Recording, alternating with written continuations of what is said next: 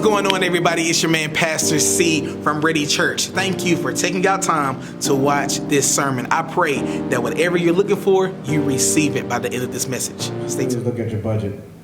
Money comes in. If you don't have a budget, you need one ASAP. Your budget tells your money where to go. You don't. If you don't have a budget, you're never going to have control of that money that hits your account. And so some people have your bills come directly out of your debit account. If you don't know where those bills are going, it's very easy to go over, and a lot of people get hit with extra fees for overdrafts. Your budget controls that, so you know exactly how much money is there, how much money you can go when you want to go out and get something out to eat or something sporadic. But if you don't have that budget, you don't know where the money's at. I love that. Your budget tells your money where to go, not you. I love that. Yeah, I just say automate the necessities. Make sure that anything that you need to pay your bills, going towards savings. For me, I don't like to have to think about it. So I want to make sure it's allocated, it's set to the side, so I know how much I have to play with at the end of the day. Which, if it's nothing, fine. If it's a little bit, great. But you want to make sure that you're taking care of the needs before the wants. So I'd say start there. Going back to what Will said, he mentioned budget, but I think before we even talk about how can we spend when that direct deposit hits, once again, creating a budget. What are your expenses?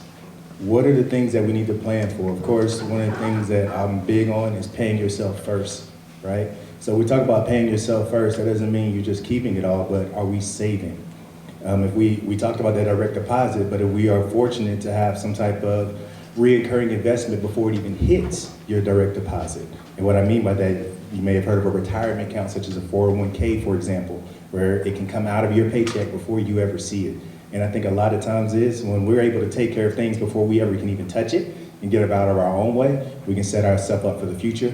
But the biggest thing is going back to that budget. How much am I paying in rent? How much on food? How much on gas? And see what you're spending right now. It may not match with the budget that you want to have. However, see what the score is. I'm big on, I always like to say, keep the score. What is the score? How are you spending? What are you spending it on? And then we can course correct from there based off what's coming in and what we should have going out. I always hate going last because everybody said the best stuff already, but just building on what Dale said, to build a budget, I think the best way to do it is to start with looking back 3 months and look how you spent your money and look at that relative to your income. And I think Lauren said it, wants versus needs. Strip out the wants, focus on the needs, and I think that gives you clarity for how you want to set your budget going forward.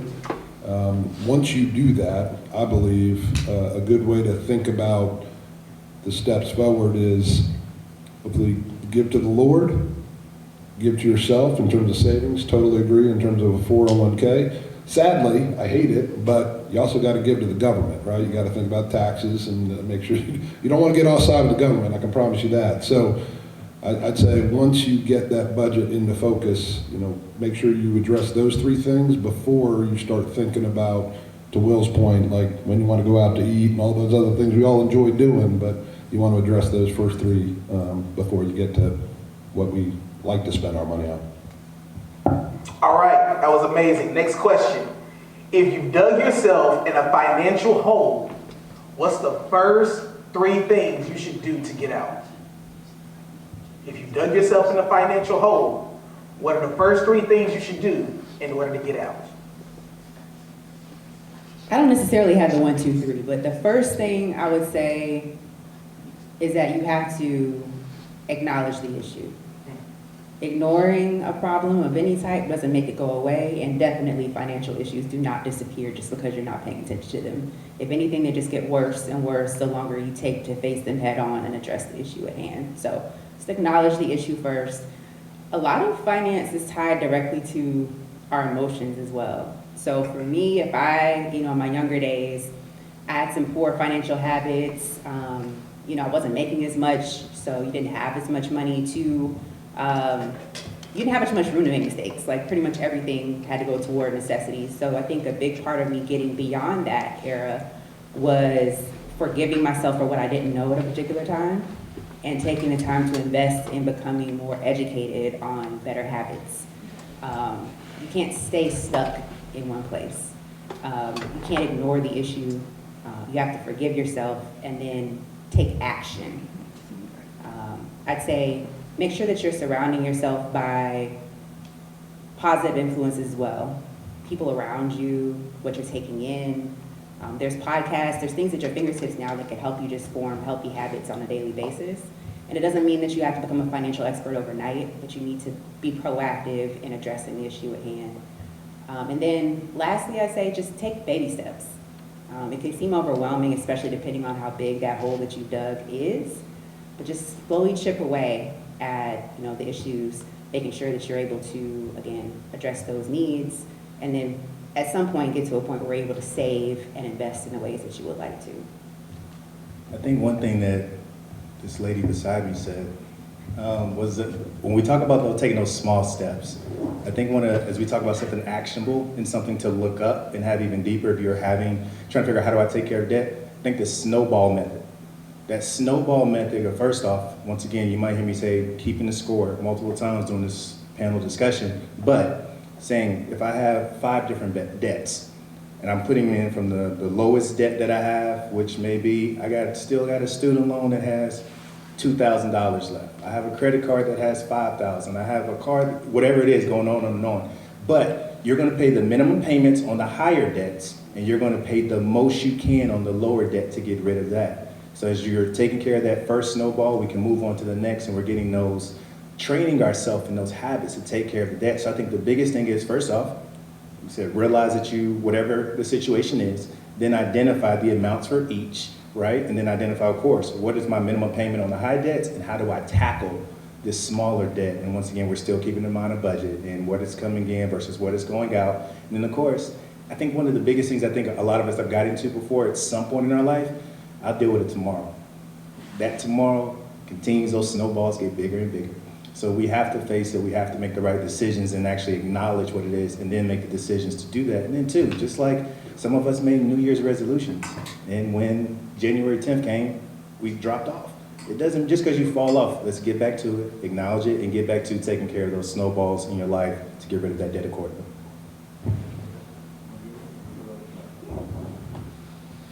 Look, I think there's been a lot of wisdom shared already. I think a couple other things come to mind. I'd go back to your budget at a time like that and see if there are other expenses you can take out and replace with the snowball plan that Dale just touched on. I'd also say seek out wise financial counsel at a time like that. Come to Pastor C. He's got a lot of wisdom, maybe not in this area, in every area, but he can point you to other people, other churches. There's a lot of ministries that are actually really designed around working through debt and getting that burden addressed. And the last piece of it that I'd mention is don't hesitate to talk to your creditors. Banks want to get paid back. Financial sources want their money. They don't necessarily want you to be in a position where you can't repay. They, in fact, don't want you in that position. So believe it or not, if you get the right person at the right time, so maybe start with prayer, you might be able to work out a payment plan that is a lot different than what you're envisioning on the front end. So those are a few additional thoughts. Everything they said was 100% correct. I'm gonna focus more on perspective change, and we're at church, so the moment that you accepted God in your life, you had to change your actions, right? You had to focus your perspective on God. It's the same thing. So when Lauren says acknowledge that you have that issue, you have to take a real deep psychological look at yourself and say, why am I here? And then don't beat yourself up, forgive yourself, give yourself grace the same way God has given you grace, and then make action. Because if not, if you don't take that time in that moment, you're gonna go 3 months, you're gonna do good, and then something's gonna happen. That same, whatever's triggering you to spend the money the way you're spending it is gonna come back again. We all deal with it. We might be stable now, but we still have these moments. And so the faster you're able to acknowledge the triggers, the better you will be in the future. All right, this is on the fly because I'm just hearing your stories, and I want to answer this. I want you to answer this question.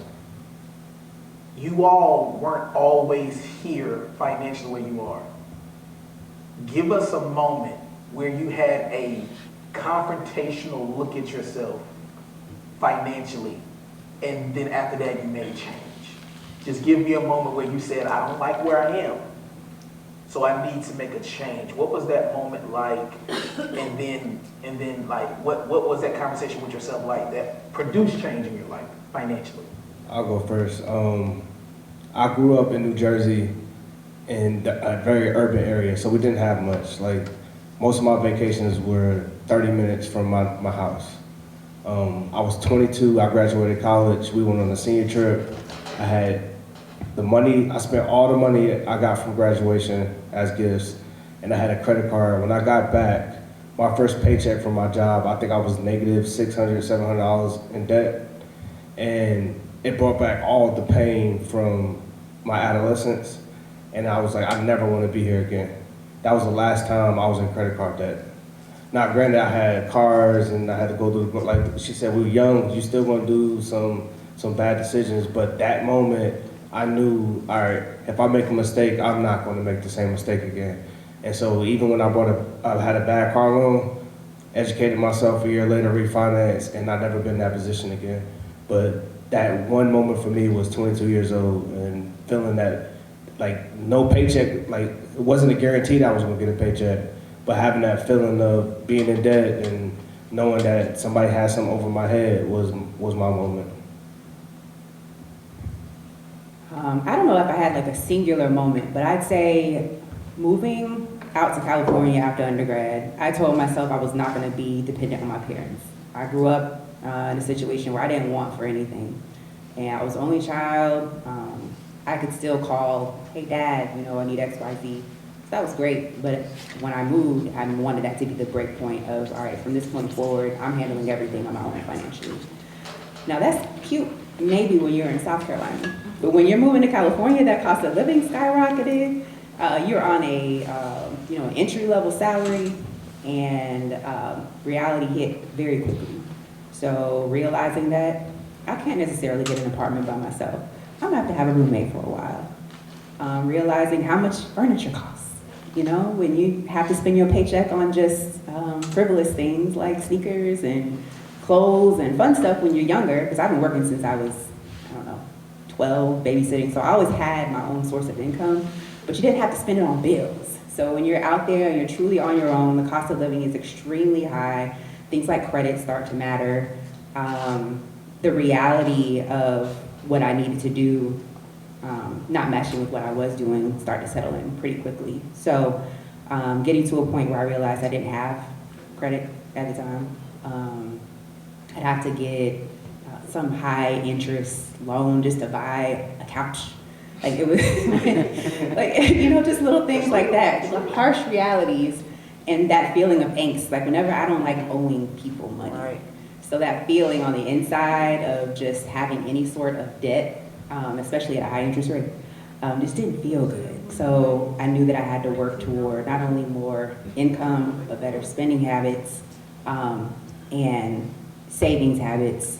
And I think the primary motivation for me was not feeling indebted to someone and that anxiety that comes along with it. So that's a hard place to be on a consistent basis. It sort of ate away at me. So just getting to the point of freedom. And now, we have a mortgage, but that's a debt that I opted into at a good rate versus something where I felt like I was in dire straits and I have to put this on credit to get this couch because I don't have it in my bank account. So yeah, that was probably the motivating factor. It's just that move to California when life got real. Will, I appreciate your story. When you were at minus 600, I was probably at plus 60, but very similar approach coming out of college. I'm a little bit older, obviously, than some of the other panelists, and by that I mean all the other panelists.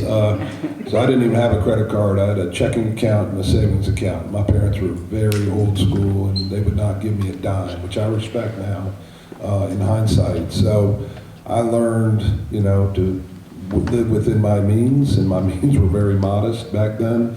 The best bit of advice that I got, though, as I think about your question, Canaan, and kind of like where I am today. When I was a young man, it was a Christian brother of mine who said, look, hopefully, Lord willing, your pay, your income will go up over time. So if you can get accustomed to living within your means now, as your income rises, continue to live in that manner. And I'm not going to lie to you and say that I live like I was 23 years old today. I'd be lying. But for the longest time, I tried to adhere to that, and it gave me a lot more financial freedom than I ever envisioned. Like my early 20s, every paycheck mattered. Every paycheck still matters now, but a lot less for me, and I realize others in the audience are at the stage of life that I once was at, but that was the best bit of advice I ever got, is like, if you can be content when you're making, like back in my day, 20,000 bucks a year, and you can live off that, when you make 30,000 and can still have that same expense budget, you're gonna feel really rich, believe it or not, right? So I know those numbers have changed. I just dated myself with those pay stubs, didn't I? I'm gonna hand this to you now, Dale. I feel like there's been multiple moments for sure, but I think one of the biggest ones, as the Mrs. was talking, I think about when I started thinking about wanting to get engaged. One of the biggest things I said was, I want to go into this with no debt. And by no debt, we're not talking about a house or a car payment. It was just credit cards and just things that weren't beneficial at the time. But I remember looking at I had purchased a house, and whatever happened over the time period, probably like at least 10 to 12,000 in credit card debt, right? So I said, hey, I'm gonna get rid of this credit card debt. I don't know if I told her this or not, but I was get rid of the credit card debt, and I also wanted to purchase a ring that wasn't $2, and not be in debt as well. So it really forced me to so we talk about that being around the right people. I was around the right person, and still am, to help me be motivated to understand this isn't with the life that you want to continue to live, so let's do something about it. And then also, just because I cleared that debt, this next one won't be a debt either, so how are you going to prepare to purchase the ring that she desired, and I desired for her to have as well, and then going into marriage. So it's like a continuous cycle. I think one of the biggest things is, did I have money to purchase a home? Yes. Did I have the down payment? Was I going to make my mortgage payment? Yes. But guess what? I still had to furnish that house. I was going from living at home, and it was very little that I had at home that I was going to take into my home, right? And it wasn't a bunch that I purchased in the sense of trying to do every room in the home, but I wanted my bedroom, my living room, and kitchen. And then I ended up getting kicked out the office in the sense of I was more remote, so I had to build out an office. So it was just like, those things happened. But it was like facing it and realizing, hey, this isn't how you want to start your marriage, right? This isn't something that she should have to bear. And she didn't bear. But it was understanding what was important to me, to have that extra motivation, to have that delayed gratification a lot of times where my friends may be going to this trip or this game. I can't do it right now. I can't go. And being okay with that. That delayed gratification made for a happy marriage, and a happy marriage that's going to continue. And also a place for me where I wasn't continuing to have more and more debt build up and get into that cycle. Hey, I made the payment. There's no bill collectors are calling me. But once again, this is something I want to continue to live with. Let's stay on that for a second. You talked about delayed gratification. We see it on Facebook. We see it on Instagram. We see these motivational posts. We know about it. But actually dealing with it. Because the reality is, people want to go on vacation. People want those new kicks. People want that new purse. People have desires. At the same time, while they have desires, they have real debt.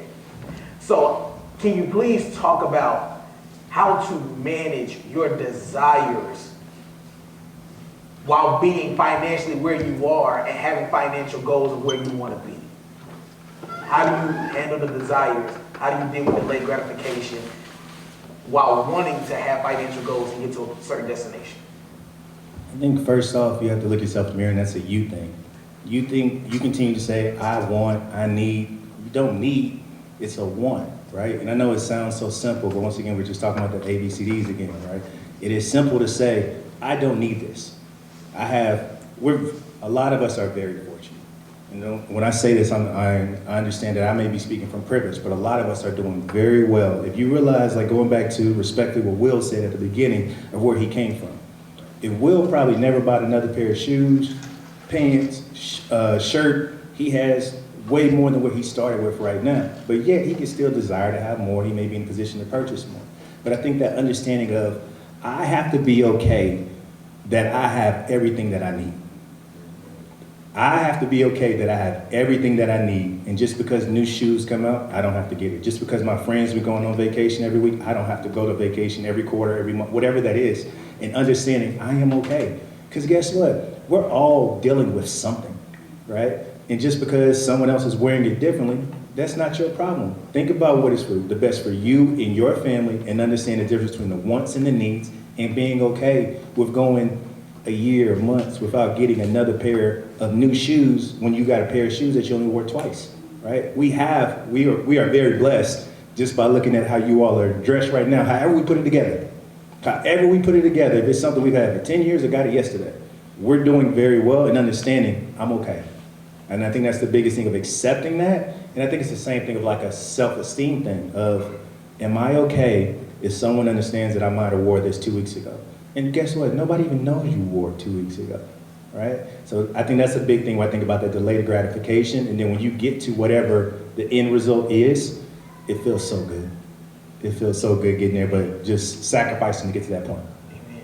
That's good. I think we have to think about, why do we want the things that we want?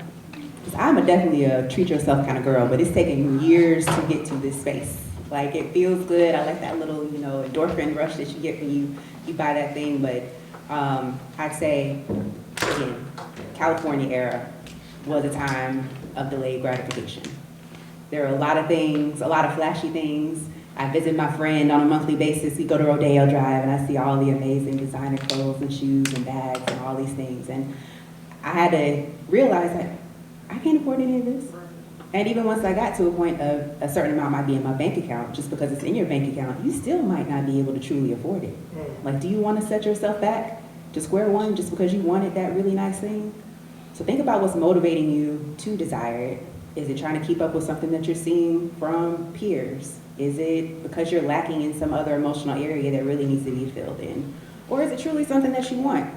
And that's valid, but it doesn't mean necessarily that that's a time in your life when you need to purchase it. So where I am now, again, come a long way, put in a lot of hard work, but I try to treat myself based on a goal.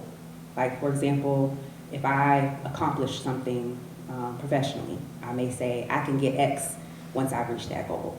Or if I've accumulated a certain amount in my 401k, or in my brokerage account, or in my savings account, then I feel like I have the space to make that treat yourself purchase. Because I still need those endorphin, moments. I still like nice things, but I'm not overdoing it. I feel like you have to plan, set goals, and make decisions within your means at that time, and make sure that you're doing it for yourself and not for others. Because at the end of the day, if you're just trying to fill a void, a bag or shoes or jewelry or whatever, it's just gonna go into an empty pit. Like, you gotta fill that void that may be emotional. Like, address that need first before you try to fill it with monetary things. I'll go next, and try not to be long with it. It was a good question. Just piggyback on what she said, why you spend the way you spend. I'm gonna give homework, right? Sometimes a day, go to YouTube and just randomly pick a random third world country and just look up how they live on a daily basis. If you've never been outside the United States, it'll open your eyes. We spend the way we spend because we're programmed to spend that way. We live in a capitalistic society where our country thrives off of making money. Every company that you work for, that you spend money with, they're around because they need you to spend money to create profit. And so that you gotta understand that first, and it's really psychological. And so when you think about why you eat Taco Bell at nighttime, it's because Taco Bell commercials are on at nighttime. You eat Bojangles biscuits in the morning because you're watching service and Bojangles is popping up. You're not catching it, but you're constantly being programmed to spend that way. Specifically in the Black community, our culture drives our spending. That's why they allow certain music on the radio, and we could get into a whole dissertation about that, right? But you gotta understand we're programmed to spend a certain way, dress a certain way, buy certain things, drive a certain car. There's a reason why you want a Benz over a Camry. They're programming you to spend that money, right? And so understanding that first is the main thing. Once you understand that, like Dale said, it still goes back biblical, and we could get like, I'm sure he's gonna preach on this the rest of the month. Nah, you good. Go ahead. But like, it goes back to biblical lessons of being content. Like nobody should chase after wealth, because at the end of the day you're gonna leave this earth and you're not, like, it's all for nothing. But you do want to be financially stable. You do want to have some peace in your house. You want to avoid the anxieties and the things of depression that sometimes financial situations bring, right? And so it's important to take it serious, right? The same way you take your relationship with God serious, you should take your relationship with money serious. And they could go hand in hand. God has a purpose. This is the reason why we're here today, right? Because God has a purpose for your finances. So you got to be actionable about it. You got to be serious about it. But first thing is understanding why you're doing the things you're doing. That's going to be tough to even talk after that. Well, you nailed my 2 points, which is contentment. I think if you go to the Bible, you're going to see that word content, particularly in Paul's letters, all the time. And when they speak about contentment, it's often in the context of food and clothing, not necessarily like $300, Air Jordans, but clothing that allows you to subsist. And the other piece that you touched on completely is perspective, right? I mean, my son, he's heard this story countless times. He went to Charlotte Christian. Before they would take an exam, every kid in the middle school would put their phones in a bucket so they couldn't cheat. And he came home one day and he's like, Dad, I was the only one, I had to throw my dumb phone in there because everybody else had smartphones, they had iPhones. And I said, Hunter, I love you dearly, but in the future, I hope you come home and say, Mom, Dad, thank you, I have a phone. Because you need to have that perspective of what you actually have relative to, not that it's about comparing to others, but just recognizing the Lord has blessed you beyond measure. Just the fact we live in this country, we live in this city, like to Will's point, like you gotta, it's tough to maintain that perspective when you see the others with the Benz, with the latest clothes, but I think the Lord calls us to a different mindset and a different perspective that it's easy to lose. I'm not gonna misrepresent myself. I've lost it myself countless times, but whatever you need, accountability, a service trip, something that brings you back to that perspective, maybe good pastoring, other things like that, I think is critical so you don't fall prey to the snare to compare, as my pastor calls it. Just real fast to follow up, everything he said is biblical. Like the comparing yourself to others, the contentment, being at peace with your life, it all feeds into your psychological when it comes to spending money. So I just had to say that. Nah, that's good. That's amazing. You don't have to give your answer in the mic, but from what I'm hearing, it seems as if there really isn't a such thing as a money problem more than there is a psychological and a biblical problem, which plays into money problems, right? Not saying that money problems don't exist, but based on what you all are saying, it sounds as if money problems are the leaves, but we got to get to the roots first. And I think that's really powerful. Real quick, Sarah, how old are you? 22? How old are you, sweetheart? 21. 21. How old are you? 20. I want you. Not gonna ask me, Kate? No. I want you to give I want you from where you are to talk to the 21, 22, 23-year-old version of you. If you could go back and give that version of you any financial advice, just one thing, what would you tell that 20-year-old version of you? Live off half of your income. Live on half your income. Live off half your income. I don't know if I can beat that. That's great advice. Okay, real quick. How do you do that? That's good advice, but how do you do that? So everything he just said about, or like the last question about being content, all that stuff plays into like your mindset. So like same thing Dale said earlier, I got my house, first thing I'm thinking about is like, I gotta furnish it. And then what you realize is most days you're not even sitting on the couch. You can watch TV in your bedroom, et cetera, right? And so like as much as you can minimize at that young age, the better you'll be in the long run. Nobody wants to work to the 60, 65, right? The way to get to retirement is by, at that young age, minimizing what you spend on and being content with the very little. That's why I said take the homework serious, because you'll be surprised how people live day to day compared to how we do in America. I say whether you are employed by a company or self-employed, start investing in your retirement plan as early as possible. Even if it's, if you got a company match, like do as much as they're willing to match. Because if you're starting super young, you will see that. Couple more weeks. But it's having that conversation to figure out. And then two, whatever we suggested first is not where we ended at.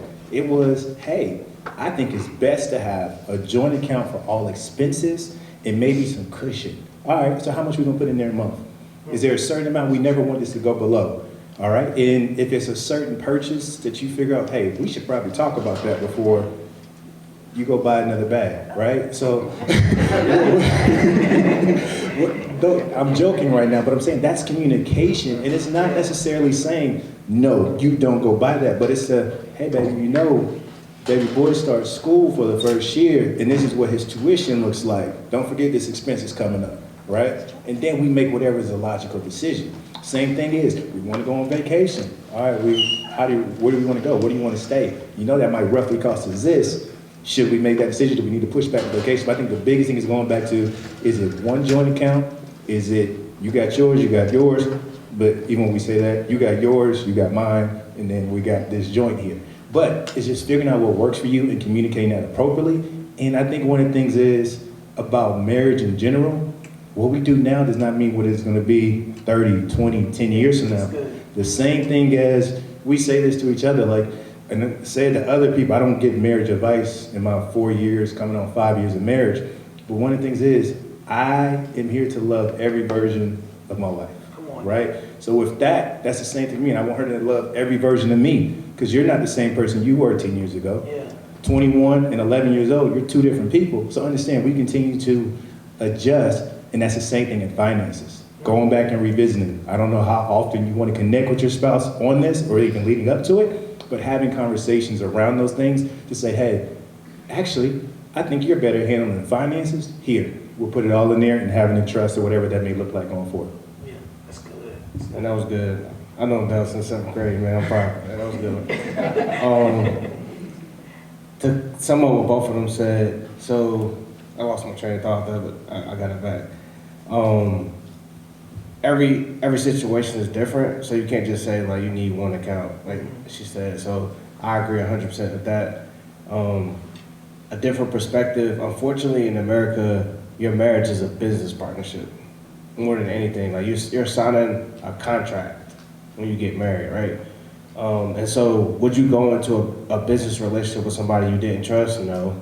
You wouldn't go into a business relationship with somebody you felt like wasn't transparent with their finances, because eventually that business is going to fail, right? And so it's the same mindset when you take into marriage from a financial perspective, right? You have to be transparent about everything. My household, I'm lucky enough that my wife has all trust in me to handle the finances, right? Same thing in the business. You only can have one CEO. You have a CFO that has some viewpoints, but it's one leader, right? And like that's what Dell was basically saying. But the other part is the CEO and the CFO have planning sessions. They plan things for the year, for the month, for the quarter. And so it's important to have those sessions too. And so I'm talking to myself, because we have it on the calendar, but we never sit down and actually do it. It just be like, we have a conversation here and there, but like an actual planning session where we sit in front of a whiteboard and we discuss the things we're going to do for the year, the things that are most important to our household from month to month, year to year, quarter to quarter, vacations, etc. Right? It's important to have those same conversations, because you're in the business together, and that leaves no room for miscommunication, for the devil to step in, to use something against it, like that attitude, right? Because you're talking to each other, you're planning those sessions. Because a lot of times marriage fails, it's like high percentage because of finances, and it's mainly just because you're not having those conversations. You have it in your head, you thought you said it, but you didn't. But when you actually have those sessions, you know you said it because it's on paper, you guys took notes, and y'all come out there with the same plan. And y'all sit there until you come out with a plan together, right? That's good, man. That's good. I'll add on to that. So we're a couple months behind this year, but every year of our marriage, we sit down at the top of the year and we set goals for our household. We write it down, put it in an envelope, and then revisit it at the end of the year to see if we accomplish those goals. So that's something else that just sort of adds on to keep us in alignment, year over year. And just building on everything that's been shared, when you get married, you leave your parents, you cleave to your spouse, you become one. That doesn't mean everything's handled in one joint account, but you need to be of one mind as to how you're going to honor the Lord with your money. And if you don't, you will have marital strife. You're going to have marital strife regardless. Let me help you out, right? That's just being human. But the biggest source of marital strife is finances, by far. He knows the percentages better than me, but it's more than 50%. Like, it's the biggest. Like, you have friends that are really struggling, oftentimes it's around money. And I just think about, like, the vows you take, right? For better or worse, for richer or poorer. As long as you all know what you're getting into together, right? And can continue to communicate honestly and openly, as everyone shared here before, then hopefully what you signed up for, to Will's point on the transaction at the beginning, you're going to carry on, right, with the Lord's help, because without Him, every marriage would be broken. But I think just having that mindset, and then Dale made a point that I don't know if we'll capture it in another question or not, but I definitely want to make it. Every person, maybe not the 20-year-old, not to pick on you, every person that's an adult wants to have some sort of emergency fund, right? You want to have money set aside. It probably covers like at least 3 months of your wages, maybe up to 6 months in an ideal world. Life happens, right? I mean, heck, I've been banking a long time. There's changes at my firm. All of a sudden, I'm like, holy shnikes, I might be out of work here in a second. I know a buddy of mine lost his job on Friday. Like, these things happen out of the blue, right? The enemy is out there, right, to steal and destroy, and we got to be prepared, right? And the Lord calls us to be prepared. So that would definitely be a strong encouragement that everybody has an emergency fund, rainy day fund. I know you touched on it, but I want to put some parameters on what I think that means. And I think that will help in your marriage too, right? If one of you loses your job, but you've got that emergency fund, it's a lot easier for your spouse to come alongside you and encourage you and love on you and say, hey, you're the best. Don't don't be discouraged. Go out there and get that next job the Lord has for you. If you don't have that fund, it's a lot easier to look at each other and be like, whatever you want to say here. So just wanted to. And when we think about the emergency fund, we mentioned the 3 months and 6 months. That's 3 months of your expenses. That's 6 months of your expenses. I'm a financial planner, so I go back to the book of what they tell us or what they agree to be. So if you're saying you're single, you may want to have 6 months. It's just you, right? Single with a child, same thing. You may be married, but only one spouse works. We once again are at 6 months. If we're two married, making around the same income, not huge disparity, you're going to be looking at 3 months apiece. You both having 3 months there.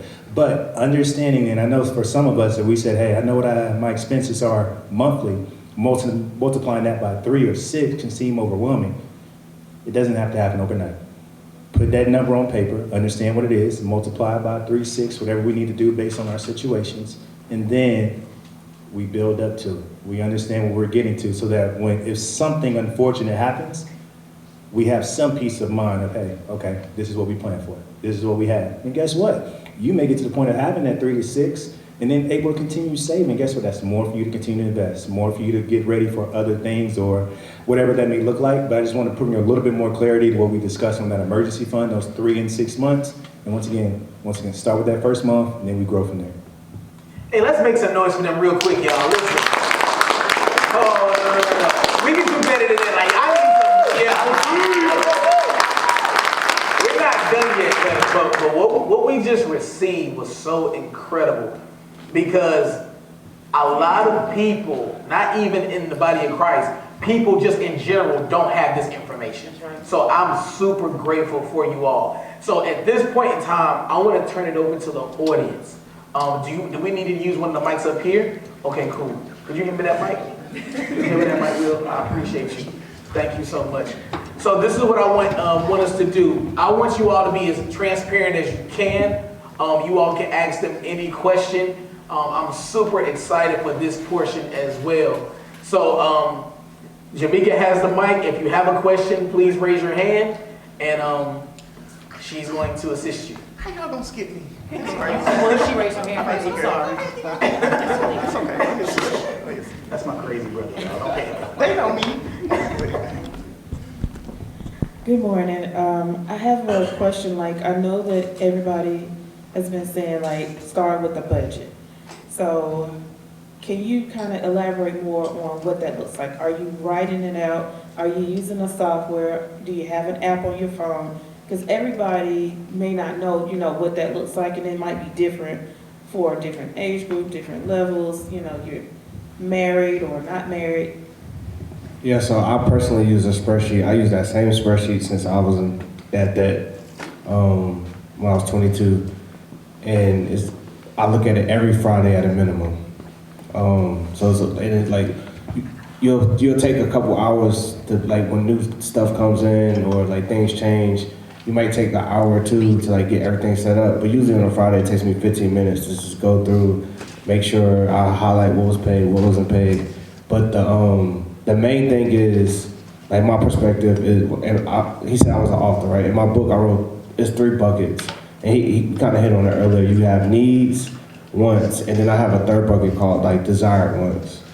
And so the first thing you do is, like Dale said it earlier, you write down all your needs. Everything that's expenses, you need to write them down on paper. You need to visualize it. You need to see it, add them up, know exactly what the number is. And then you do your income. Put the number on paper, subtract. If you're in the negative, you need to cut some needs. If you have some extra money, that's when you start breaking it down and you, like, ask yourself, all right, if there's one thing that I can do, tithing is one, right? The number one desire want should be tithing, but the next one is, like, what's one thing that really makes me happy? Not 2, 3, 4, 5 things, one thing. If it's eating out, if it's traveling, if it's buying clothes, it's one thing. It's okay to spend money on that one thing. You put that next on the budget. And then after that, you want to leave room for saving and investing and debt payoff, et cetera, whatever your situation is. But you got to write it down. Dale said it multiple times, you got to know the numbers. If you don't know the numbers, you're playing the game backwards. You're never going to get out of the situation. Yeah, I just +1 to just seeing the visual of it, because I think one of the most shocking things to me still is seeing the numbers of, like, spending money out to eat on food. And you can accumulate these small little expenses, but seeing it holistically over time, that helps you trigger different behavior. You're like, well, I really need to chill in a certain area. So just make it plain, put it all out there. And I think it's multiple ways to do it. Spreadsheet, yes, we use a spreadsheet. And then at a certain time in life, I also use, this is not an ad, but there's apps out there like Mint. Because most of us, whatever you may be utilizing, you still have it where they can still track your card, where's your spending going, right? I have multiple, there's just so many data integration, aggregation that you have of where's your spending going, and then they still put it in buckets, or you go in there and say, hey, that was actually food, that was clothes, if it doesn't categorize it right. So once again, you can see keep the score. But understanding truly what is a need, and we're saying needs again, the mortgage, the utilities, the rent, those type of things are your true needs for, we could say, survival to some degree. After that, then we need to say, maybe this is more of a want and go from there. I don't have much to add other than reading Will's book, reading the good book, then read Will's book. There are a lot of Christian ministries out there that put their spreadsheets out there for free. Ron Blue, Crown Ministries, Dave Ramsey, he probably tell you to put 100% down payment on a house. He's like, no debt. I'm not exactly on board with that, but the point is, there are resources out there. There's an app called FaithFi that they put a lot of their content out there for free, but if you actually want to use their spreadsheet and have it integrate your accounts, it's like $6 a month. I'm not advocating it. I'm just talking. I canvassed a bunch of my friends that do a lot of financial counseling in the church before this panel, and those were some of the resources they touched on. So y'all, can look at those and see what might work for you. But totally agree. Like, you gotta have the numbers, and as I said, like, particularly for the younger people, like, start with what are you spending? Like, look at your historical spend just the last 3 months, so you can set up like a realistic budget for month 4.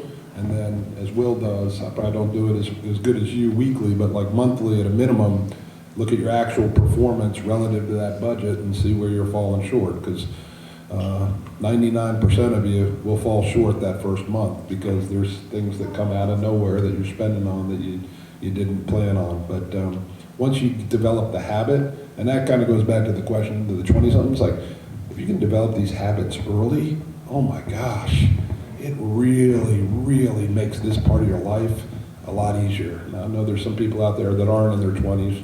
I may look like I'm in my 20s, but you even now, you can start those habits, right? And all of a sudden, it will improve this area of your life meaningfully and take a lot of stress out of your person and out of your marriage. It doesn't matter how much income you have coming in. It's a lot of people living paycheck to paycheck. I think it's important to say that. There's millionaires living paycheck to paycheck. And so you have to understand, like, your numbers might not be, like, we have this comparison factor of saying, I don't have enough income, I'm never gonna be able to make it. But it's your income. God gave you that income, and you have to steward it wisely. Because, like, it's a lot of millions. You'll be surprised how many people make six figures, and they're one mistake away from being homeless. Wow. Next question. That was so good. Next question. So my question is, what, outside of self-control, what are some things you can put in place to hold you accountable? I struggle with sticking to a financial plan for two reasons. One, because I have nobody to answer to for it. There's nobody checking my bank accounts but me. And two, I'm 27, so I've made quite an amount of money since I was 20 years old. So every time I find myself in a financial situation, I've always got myself out of it because I've never really had anybody to go to for help. So those two reasons, like, when I know, well, you'll get yourself out of it like you always do. And the second thing is, like I just said, no one is holding me accountable for it. What's something you do on the regular that you're disciplined about? Something that I do on a regular that I'm disciplined about. Yes, like you feel like in this area I have great discipline. As soon as my direct deposit hits, I pay all my bills. Okay, so you believe you're accountable when it comes to that, right? Oh, yeah. So I think that's the same thing. It's not looking for Mr., Miss, whoever to hold you accountable, but you actually to own it, right? And I know it's talking about self-control, but hey, does it actually mean something to you to do that? And I think another thing as well is associating yourself with people that can remind you of that. It doesn't mean you got to tell them all the money that's coming in, all the money that's going out, but are we going to have a meeting and say, how we doing? And I think that's where people say, hey, this is why I have a financial advisor, and we can use the word financial advisor very loosely right now, of being able to say, hey, what is your goal? What are we looking to accomplish? And how can I help you do that, right? Because I think right now is, like you said, being 27, being 20, whatever age you want to say, people at 40 feel the same way. Maybe they don't have any that demand of a dependent or somebody else holding them accountable for it. But I think it's, once you want to actually look in the mirror and say, this is what I want to do, you'll accomplish it. Because the same way you say, hey, I'm paying all my bills, I'm never going to have to worry about once my direct deposit hit, not paying it.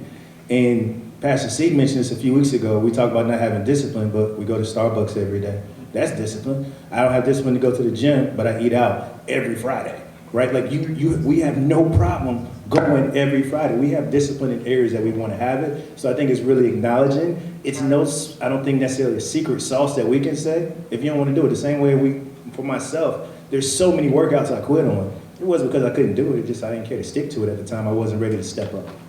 And I just think it's not even necessarily financial or biblical. It's what are you going to do now? To add to that, if you know you struggle, you have to put guardrails in place. So I use my personal example. We never swipe our debit card. I don't know when the last time I swiped my debit card. Me and my wife, we use our credit cards for our personal expenses, and even more so on top of that, like I know I have certain bills that come out of the credit card. I know if I have my weekend money on the credit card, I'm gonna overspend every time because you just don't keep track of that stuff. And so what I've been doing, like over the last year, my weekend money goes to Apple Pay. So I move my money into my phone and I use that for my weekend money. Once I'm out, I'm out.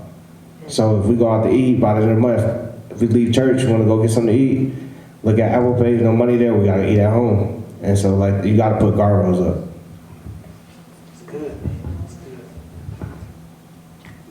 good. Look, Dion, I'm a little bit like you. I don't really do a great, I'm up here talking about all this stuff, but as I said, I don't look at my budget weekly like Will. I'm more of a gamesmanship person. Like I like winning. So like a challenge I put to myself is, how can I have $10,000 more in my bank account at the end of the year? I can tell you, if I save $27 a day, if I don't go to Starbucks twice, if I bring in my meal from home, if I don't go to the Hornets game, I can save $27 a day, and I can have $10,000 more in my bank account. I'm not good at discipline. I'm a former donut guy, right? Like I like rewards. I don't like feeling like I'm shutting myself off, but I do like accomplishing things. So it really, so much of what we're talking about, somebody said it before we started, I'm gonna steal your line, I can't remember who said it. There's a reason it's called personal finance. It's about the person. You know yourself better than anybody up here, so what works best for you is what I would encourage you to focus on. To piggyback off what you said, Dale, you mentioned a financial advisor. What's the benefit? Like, I've always thought that you have to have a whole bunch of money to have a financial advisor. Like, what's the benefits of having a financial advisor with an income that's not millions? With a financial advisor, you have different levels. You do have financial advisors that say, I only take on clients at this dollar amount. You also have other financial advisors that will take you on no matter how much money you have. And also you even have, will be more of a virtual financial advisor, which lowers those levels even more of, we'll say the barrier of entry is lower, is what we would say. And then some people also you have planners that are going to charge you based off of their time spent with you. So more of an hourly consulting, right? So if you're saying, I only want to talk to this person once a year, get myself started for the year, then I stick to the plan, and then maybe something goes on and you say, hey, can I talk to you again? Well, this is my fee, right? So that's where you're able to have other options and solutions available. I'm trying to keep it as broad as possible here, but there are different levels, but that is also, I think, is a huge misconception, because I talk to financial advisors every day. That is my role. So we're talking to financial advisors every day. I have some say, I don't take anybody unless they have this much money. Then I have someone else, I'm just trying to find anybody to talk to. It doesn't mean that they're the great person for you necessarily, but you have a lot of people really looking to help people reach their goals, because guess what? Talking to Dion now, the 10-year Dion, oh, that's the client I always wanted, and you're already on board. Yeah, I'd say definitely check into the credentials of whoever you work with. One thing I'm always wary of right now, we're in the social media era, obviously. Be wary of any guidance you get on a TikTok or an Instagram.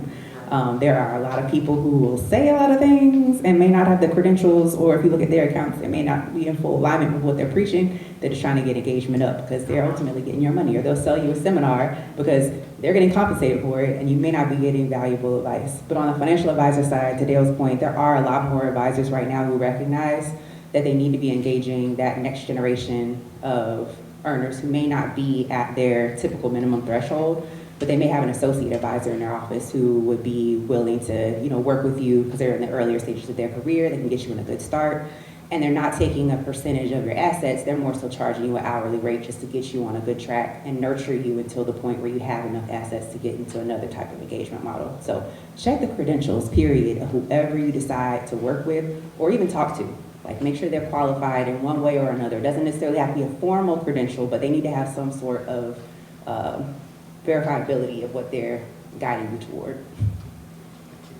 Very quick, I think too, you have people that are licensed in the industry at this church, right? So what you're even talking about is kind of sounds more, help me to be more disciplined, help me to figure out things I can do. And we're not even talking about investing, just like keep me accountable. Have those conversations with those people. You never know, like many of us got in the industry to do that exact thing, and we call it pro bono. Even if it's not pro bono, right? You'll be like, why would I pay Dell $50 an hour to have a conversation about money when I'm trying to save money? You gotta look at it as an investment. So same thing, like you tied to this church, right? You tied to this church because you believe in the church, you believe in Canaan, you believe in the message, and you want to help grow the church. Do you believe in yourself? If you believe in yourself, you're willing to invest in yourself. So paying Dell $50 or $100 an hour is investing in yourself. Wow, was that not an amazing word? I give God glory for everything that he used me to say. Listen, if that blessed you, I pray that you'll use it in your everyday life. If you would like to give towards our ministry, you can give at IamReady.church/give. No seed is too big or too small. We say thank you and God bless you.